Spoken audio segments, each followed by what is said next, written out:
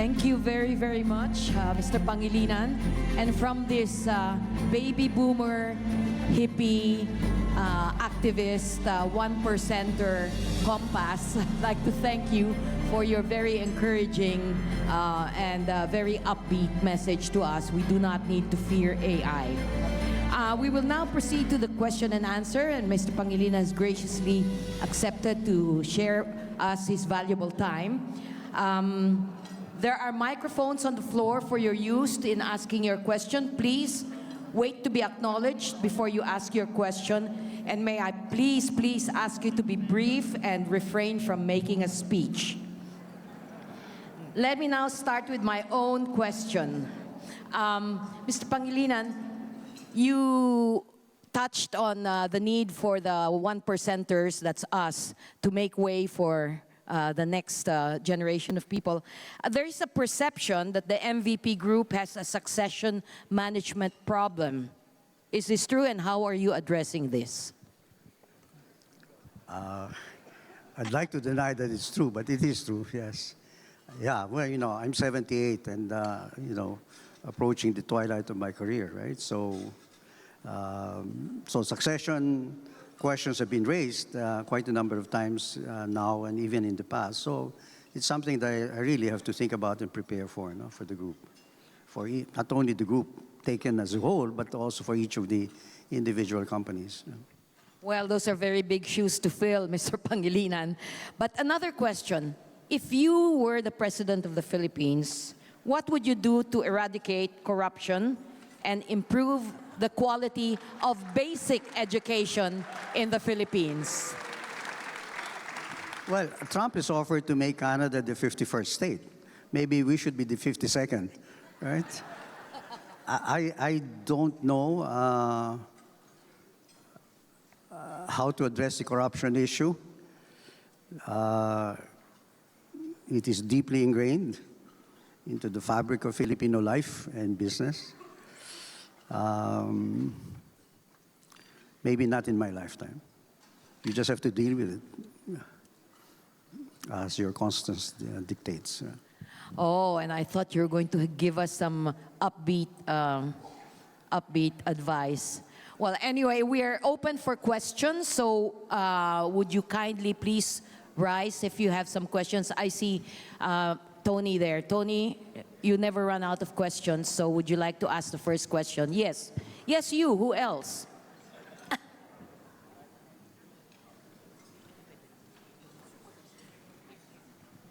First of all, very good speech, my boss, my compadre. What has been your biggest management achievement?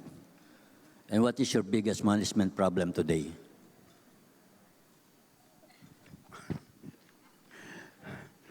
Sounds like a slam book question, right? Being bestowed title Management of the Year in 2005, that's one. And secondly, speaking before you, my peers in management, right? So that's good enough, isn't it? Okay, you're entitled to your second question. But actually, what gives me the greatest joy is when seeing the people I work with really sort of fulfilling the potential, being successful in their own right. And that's what gives me the greatest joy. And of course, our company is doing better than the previous periods, right? So that's basically it. In many ways, my work defines me quite a bit, no? So, yun lang. Mababaw lang kaligayahan ko naman, di ba? From your vast experience, oh, okay, I'll give way to you. Could you please state your name and... Poch Macaranas. Poch Macaranas here, Mr. Pangilinan. Yes, Poch. Congratulations on your theme of the AI. In the Education Committee of MAP, we want both the young and the old to be lifelong learners so that AI is not strange to the old and the practices of the past are not lost to the young. In the MVP group, how do you promote this exchange across generations on the technological frontier that is so hard to grasp because they're so fast-moving? You mean changes in the Yes. group or AI? In the IT. group, the MVP group, how do you promote this exchange of views among the old and the young so that they are one in the direction Well, for the AI. I think the process of adopting AI and embedding it to your organization will be a difficult process. It's not an easy one. And we've seen that quite a number of companies fail. No? So it is not an easy process. So this AI adoption will not be tomorrow or even next year. It will be a long process. And it starts with your effort at data collection. And the group is a nebulous figure of speech, isn't it? So you have to address the data requirements and the data possibilities of each of the companies within the group. So I'm sure there are many conglomerates here and elsewhere in the world. So they have to address the data requirements and the possibilities of digital transformation on a per company basis, right? And I think Kayana has been tasked with that role of gathering the data, collecting them, curating them, and translating those data into analytics that serve the particular purpose of that company, right? For example, Meralco has entirely different digital requirements compared, say, to PLDT or the tollways or the water and so forth, and the hospitals particularly. It starts with the pain points of each of those companies. In the case of the hospitals, the two major pain points are billing, because it takes a while for Makati, say, for you to get your bill if you were a patient there. And number two is the medical records of patients. I don't know to what extent they're digitalized already, but every time I check in, we have to fill the same forms, no? And in terms of billing, they have to check with each department, like a hotel, whether you have bills in radiology or et cetera, and the doctor's fees. They have to wait until each of the doctors involved with that patient give the fees, so provide the data on the fees. So those are pain points that we have to address in the very beginning.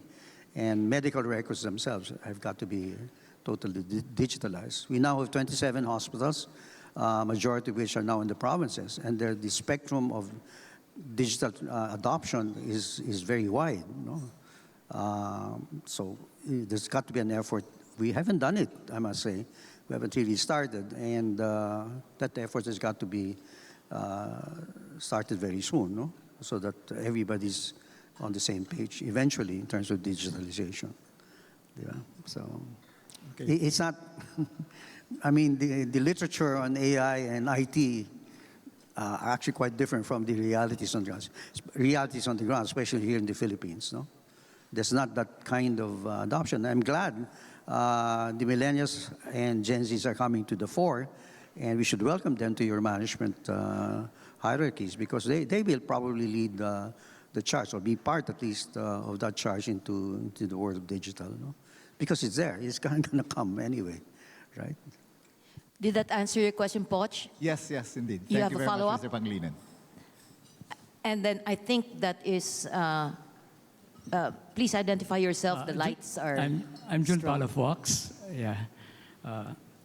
MVP, sir. Thank you and congratulations for your nation-building initiatives. The question now is, after Ondoy, we went to Malacanang several times, and we gave about 60 recommendations to President Gloria.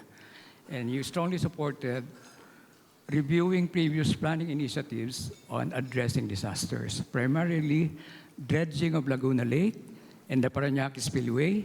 And we also proposed, if you cannot do the Parañaque Spillway, a smart tunnel. And you strongly supported it, and you chaired several meetings from the private sector. I'm still trying to pursue it, but it seems it doesn't land in the right ears for decision makers. You may want us to continue. It's now 145 recommendations. We told the president at the time it's 90% less expensive to address the hazards before they become disasters, aside from saving human lives, buildings, infrastructure, and agriculture. Comment, please, sir.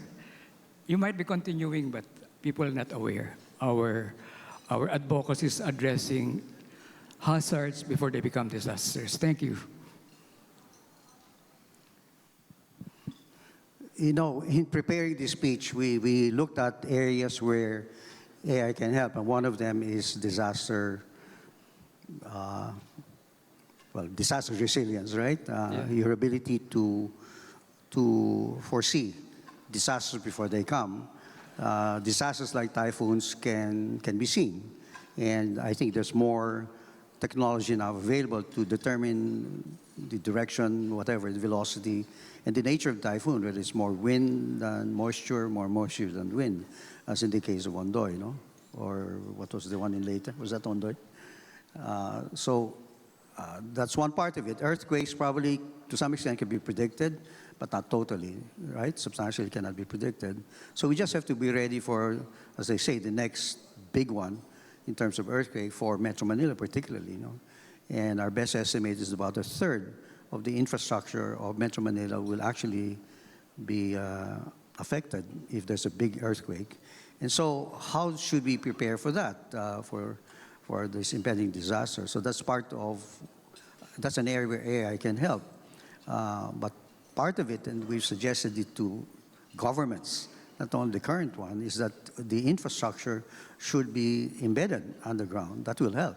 For example, our telephone lines, lines for cable TV,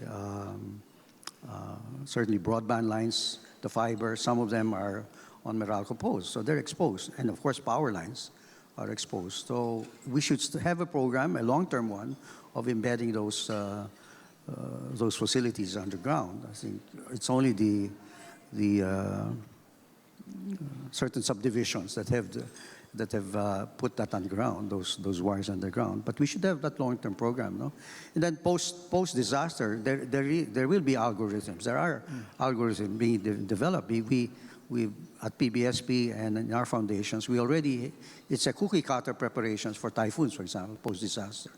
All right. The main job is not so much on the immediate relief that our people need, including restoration of power, which are essential, and water, which is essential for in the aftermath of a disaster.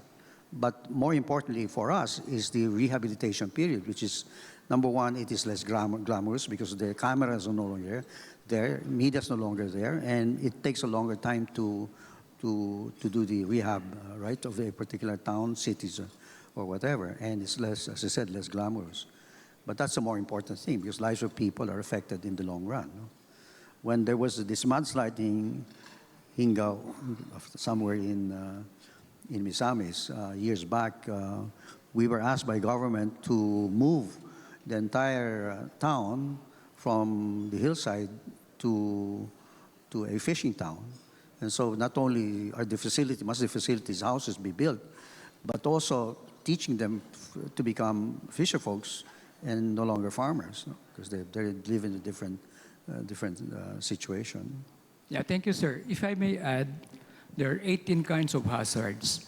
And 2004 study with magnitude 7.2, 2004 population of Metro Manila, 50,000 people will get killed. And we told government that time they should now do structural audits and retrofit of all infrastructure. Metro Manila was divided into 4, north and south of Pasig River, east and west of the fault line. Thank you very much for the opportunity, sir. Thank you, sir. Thank you. Rex Drilon. Thank you, Maan. Mr. Pangilinan, I will not ask a question about your speech and AI. I happen to be the chair of the ESG and Shared Prosperity cluster of the MAP, and I'm compelled to ask you about shared prosperity. We've seen the progress of your group since you took over many, many years ago and have become a model for success in business, including you're embracing corporate governance as part of your strategy. The question is, how prepared is the MVP group to support the shared prosperity concept in running the group, where you're able to commit to your stakeholders, to the stakeholders, and is the group prepared to sign up for the Covenant on Shared Prosperity signed by 28 business groups a couple of years ago? How is because there's an echo, I can't quite. How is our group responding to ESG? To ESG and shared prosperity, and would you be prepared to sign up the Covenant on Shared Prosperity?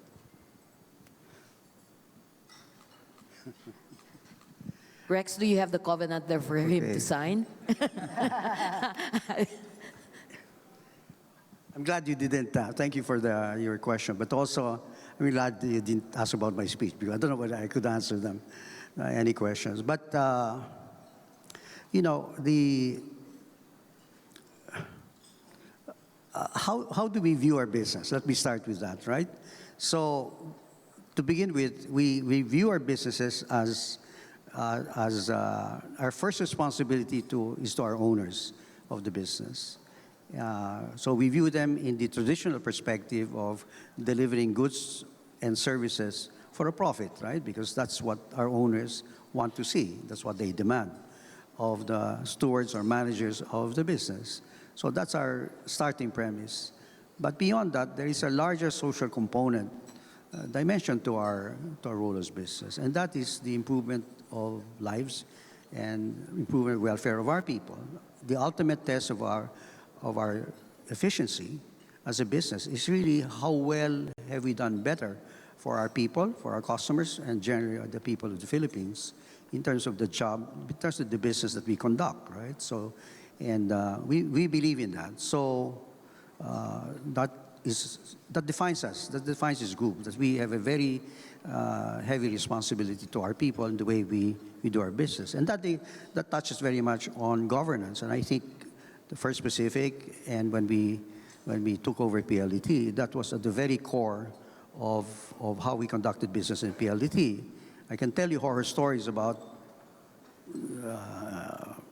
malpractices there, right? So, which I don't want to get into, but that has been largely eradicated. So we're quite proud of our governance track record. Now, when you get into the social part, also the group is very heavily involved in social work. Environment, I'm a bit of a heretic there, right? Of course, I want to see that's part of our mission, is to be part of enhancing the environment of this country. But you know, what's in front of our face really is poverty. To how to uplift the welfare of our people, and I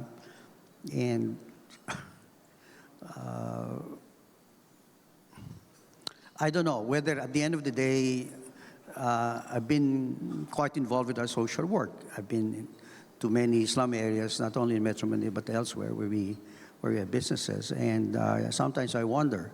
I've seen the parents and the kids in Baseco, for example, how the parents would require their kids to jump into Manila Bay to take whatever is down there at the bottom of the sea, mainly scrap metal, right, that they can sell.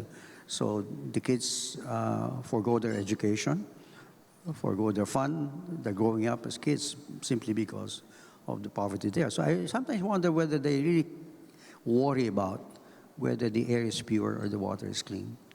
They must worry about the next food on the table, the shirts on their back, and whatever else are essential to human existence. No? So that touches on a lot of these things, the narratives relating to power, emissions, etc., and whatever else that are, frankly,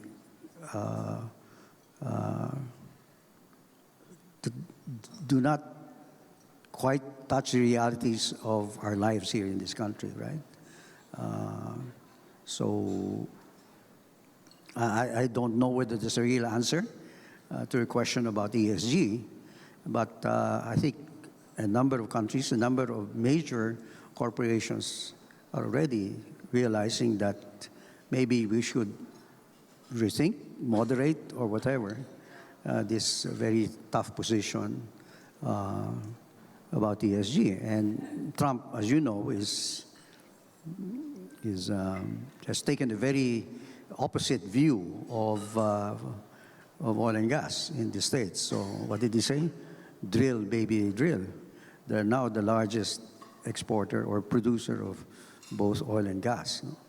So thermal is coming back. It has come back to Europe as well, and even Japan. No? So because that's what they need, right? So I think was it Al who, one of the remarks, or Sec Rene here, mining when you said the particular mine will need 150 megawatts. It must be a big mine. But, within the current technology, we don't have that. It's probably too expensive to build a 150 megawatt in a particular mine, or lesser, like in the case of Felix. He uses here. I think we consume only about less than 10 megawatts in Patcal.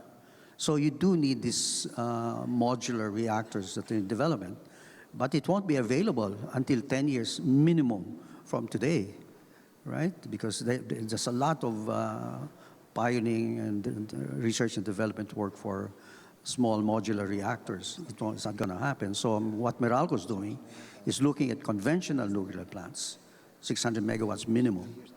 And it is not going to be cheap. Indications is that a traditional coal plant or even a gas plant will cost roughly $1 million per megawatt. This baby will cost $7 million per megawatt. So the 600 megawatts will cost us $4 billion US. Of course, your fuel will be very cheap, good for at least 25 years. So practically zero cost on your fuel. But the amortization of your capex will be over that period of at least 25 years. No? So there are no easy answers. I think when, I don't know who proposed it, then it was controverted by a professor in one of the US universities about solar, that solar is the answer to replace coal. That is absolutely not true. That is absolutely not true. Solar is not less expensive than coal. It isn't. Despite the huge reduction in the cost of solar panels and batteries, it's going to cost around 7 pesos per kilowatt hour, which is more expensive than coal, right? So we have to address those realities. It's not going to be easy. And the market here in this country are not subsidized. It's fully taxed. So it's, yeah. There you have his answer. Donalina, is that you? Yeah, from our next gen member. Mike, good afternoon, Mr. Pangilinan. My name is Donalina from the Next Gen Committee. One of the chief exports of the Philippines is our human capital, with about 10 million Filipinos abroad. And you being an expat also before, what made you come back to the Philippines, and how do we capitalize on our global Filipinos abroad? So it's actually two questions. What made you come back, sir, to the Philippines, being already an expat abroad, and came back to the Philippines, and the message to Filipino expats, and that's our Filipino experts here abroad?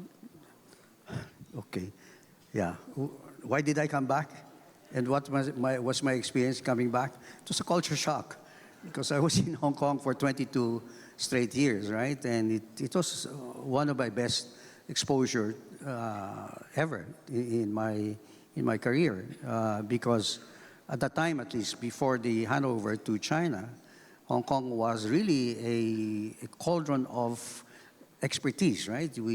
I worked with some of the best lawyers, some of the best bankers, both commercial, investment bankers, accountants, and the like. It was a place that really totally energized and worked to professionalism. Even the government was very business friendly, and it was a place that celebrated success, particularly business success. And so, it might be artificial, but it worked. At that time, of course, Hong Kong has changed since 1997. No? So it was a culture shock for me, even if I'm Filipino, totally. And when I came back in 1999, it was a rather different place. So I had to relearn how the system works or doesn't, and et cetera, et cetera. And then first thing I learned was that you have to talk to a lot of people to get things done. You have to. So if you guys think that the chairman or the CEO has absolute power, that's not true. My life is run by Where's Abed? By Abed, he schedules everything. So and there are many things that you run into in terms of how businesses are conducted in this country. As you said, LGUs, national governments, sideways, you have to talk to this and to talk to that. No? So it's not an easy place to do business. Now, when I was in Hong Kong, that's where you see face-to-face how heroic, how much we owe our OFWs, right? Because it's a lonely place still when you're separated from the family and so forth and so on. And the way to address your loneliness is just to work. So the only day that they get their day off is Sundays. But you see, I think Shell Abito is here. See the contribution. I think it's our largest single business. If you add up the remittances, by the way, the cost to produce every dollar that's remitted inward is zero, right? We've educated them, we've fed them, we clothe them. When they go out there, the cost is borne by the countries or their employers who pay for their things. So the dollar that's remitted to us is like injecting heroin straight to your veins, to your economic vein. So, and it's a huge tribute to them for helping out. Same with the BPO and our call centers. No? So they're a huge credit, a boon to our economy. I think if they did not exist, I don't know where this economy would be. And yet, there are certain stereotypes that have developed, say in Hong Kong at least. I'm sure in other parts that replicate the kind of economies we have and the jobs that our overseas workers do. For example, sa Hong Kong, it has probably faded this time, but in Hong Kong, if you're a Filipino, you're either a seaman or a musician. That's the stereotype. And if you're Filipina, you're either a stewardess or a domestic helper. So at one time, when I was traveling at night from Hong Kong to Manila, I was seated beside a gentleman from Warburgs, one of the venerable, no longer exist, venerable investment banks in London. He was rather elderly. So I was seated beside him and said, talked to me and said, "Where are you from, young man?" I was still young then. And I said, "I'm from the Philippines." "Oh, you're Filipino, right? So what business do you do?" At that time, I was working for American Express Bank. So I said, "Sir, I work with the bank." He said, "Oh, that's interesting. So what instrument do you play?"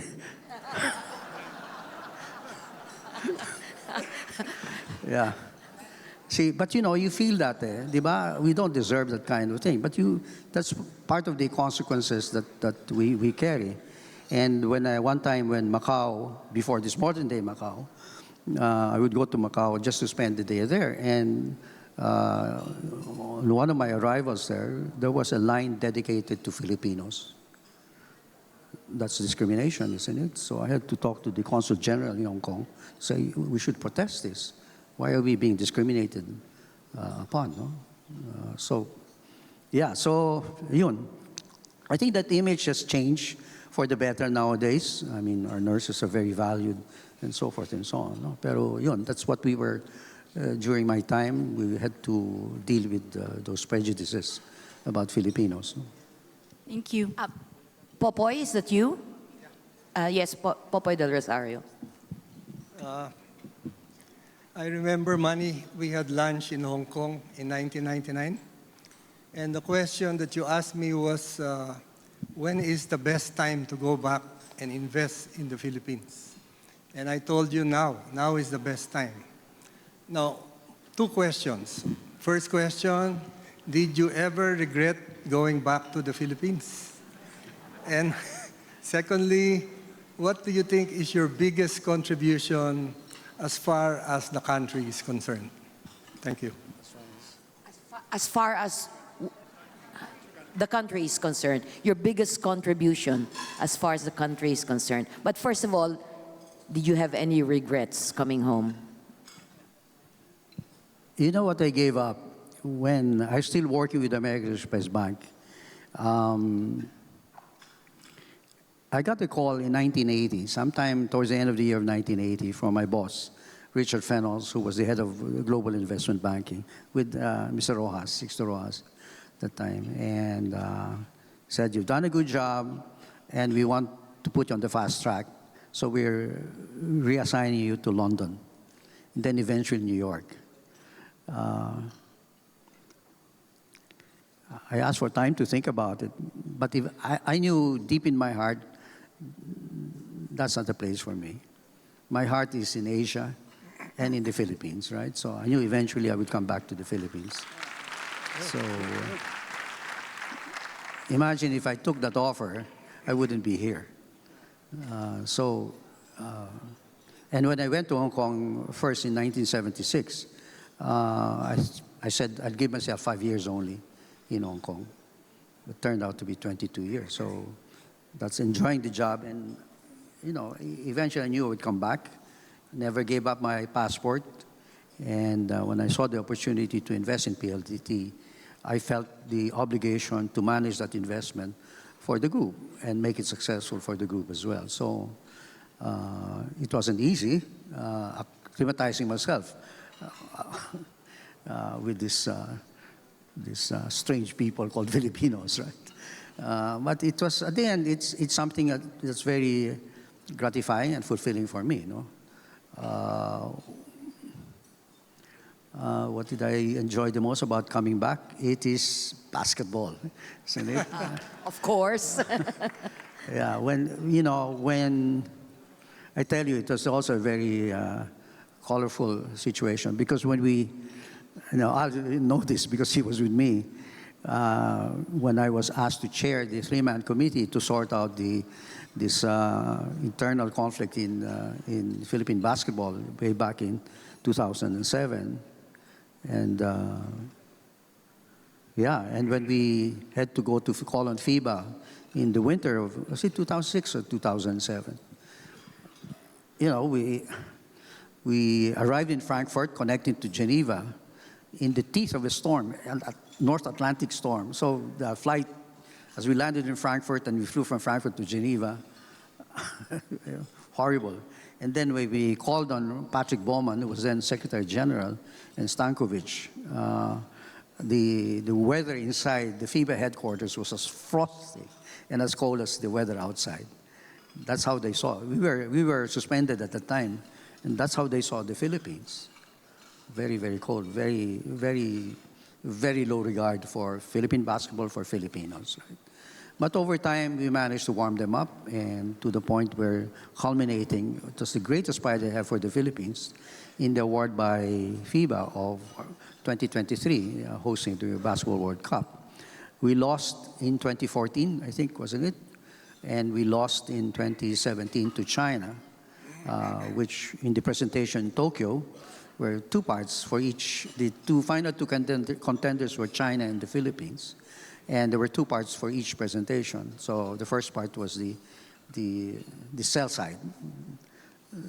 So we rolled out Lou Diamond Phillips, we rolled out Manny Pacquiao, et cetera, and Yao Ming crossed lines to congratulate the Philippine contingent, right?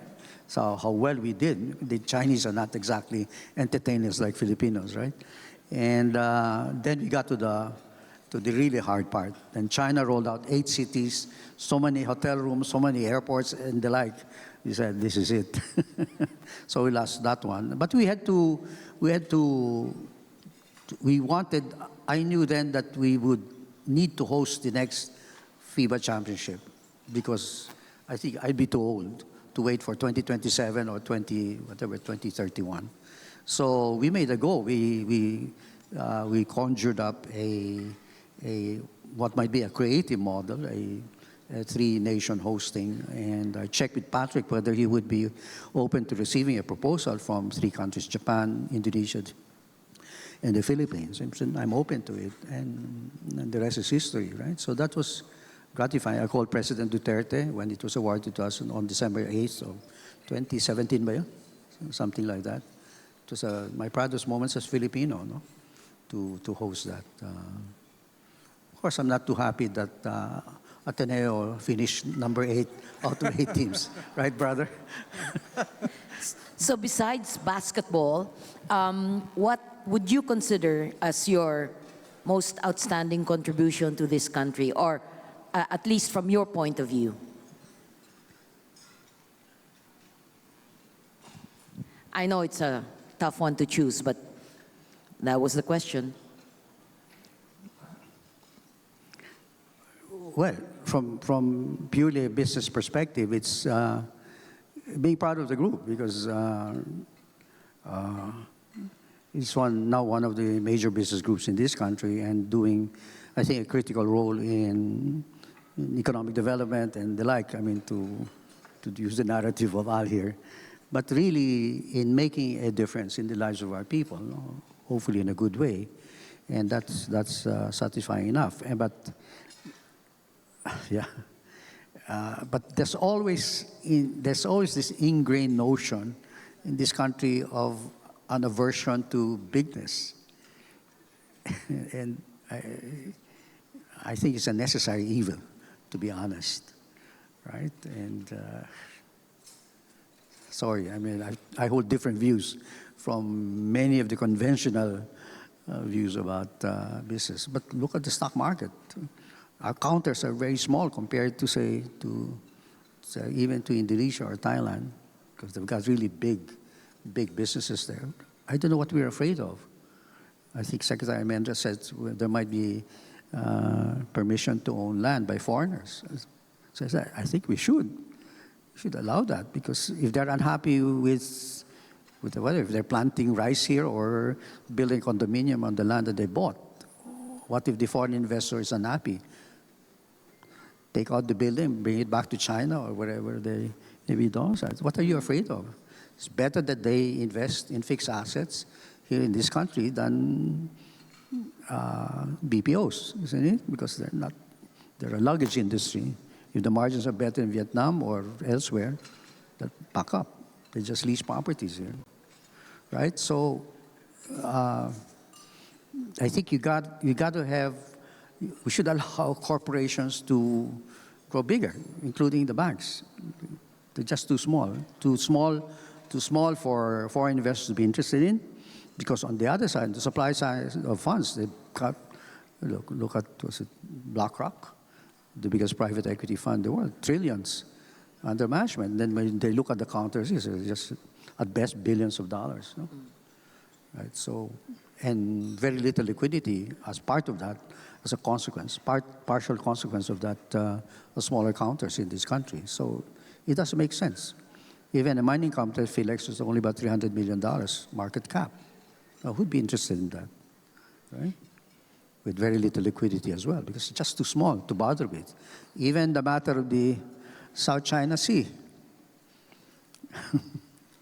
We try to interest American majors,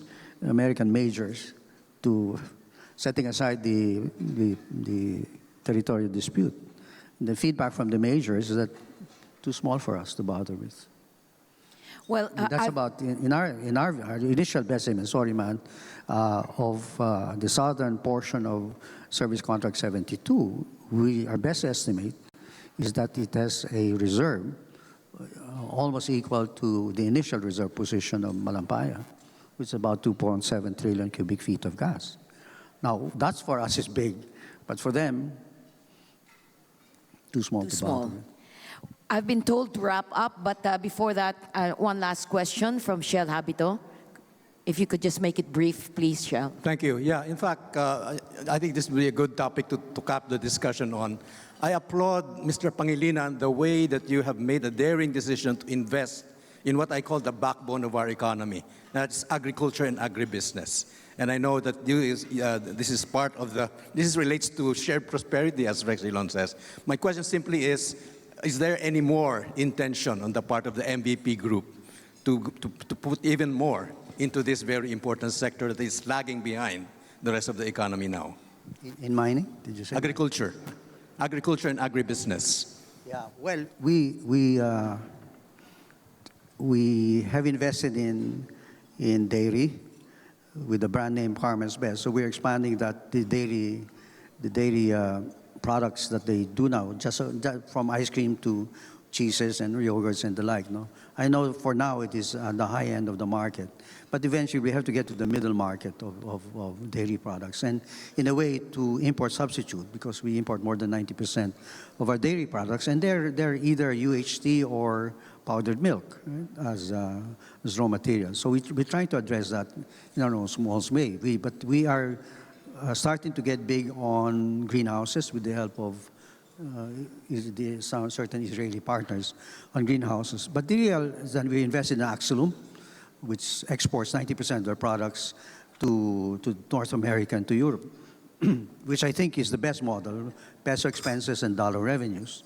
Now we want to take over or invest in Franklin Baker because it is a moribund business, too much debt, and the owners are not interested in operating the plant, the two plants they have in Davao. Together, they probably comprise 70%, 75% of the export, coconut export, the finished products of coconut products to the U.S., no? And Canada and Europe. Now, the real test of manhood for agriculture is commercial farming.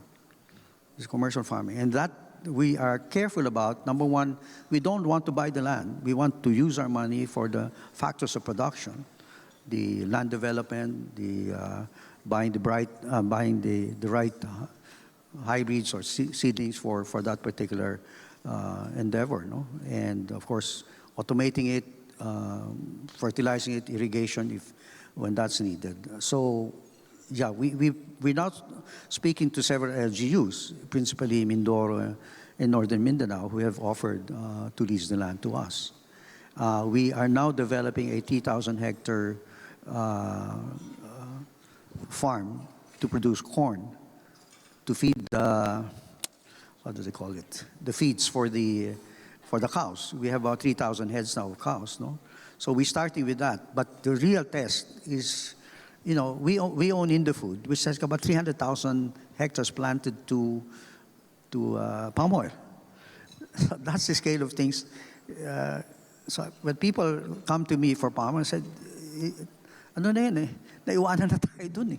Your Indofood alone is 300,000. The rest are probably similar hectareage, right? In Malaysia, same thing. So we have to look for, if there's one agri-product we could be known for, it is coconuts. And we have about 300 million trees. And you probably know this, Shell, that about at least a third of them are aging. So we have to replace them. And I was approached by government, let's not name names, said the mandate is to replant 100 million trees. And they wanted us to take 10% of that, or 10 million trees. So I said, okay, where do we get the seedlings? They don't have them. So where do we get the land? They don't know. So 100 million is a lot of trees, right? So, anyway, we have this, I don't know.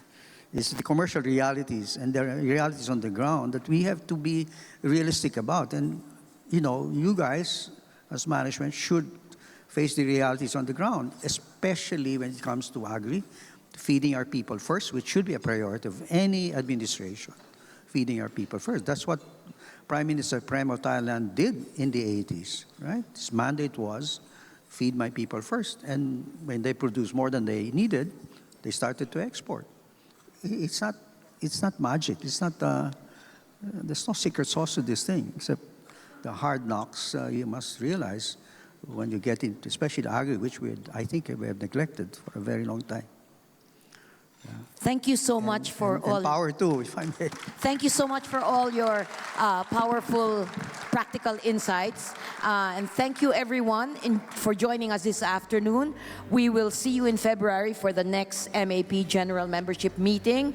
And this, at this point, this MAP Inaugural Meeting is adjourned. Thank you so much.